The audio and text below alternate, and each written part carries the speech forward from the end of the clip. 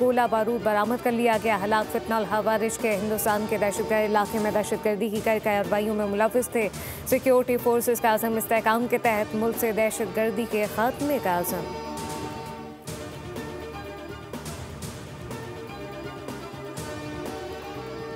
मुल्तान सुल्तान का मुस्तकबिल तय। पीसीबी खुद टीम ऑपरेट करेगा। चेयरमैन पीसीबी मोहसिन नकवी का ऐलान। न्यूज़ कॉन्फ्रेंस में कहा पीएसएल के बाद मुल्तान सुल्तान की नीलामी करेंगे। 2 नई टीमों की बिडिंग के लिए 10 पार्टियों ने क्वालिफाई किया।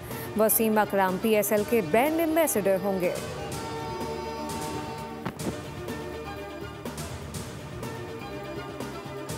और सियासी मामलात का हल सिर्फ सियासत में है। इदारों पर हमले कभी हल नहीं रहे।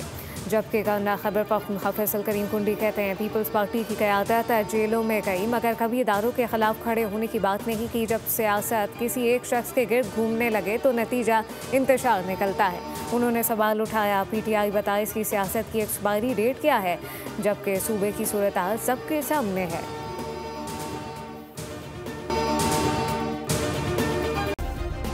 सब्सक्राइब करें और बेल दबाएं ताकि कोई खबर रह न जाए।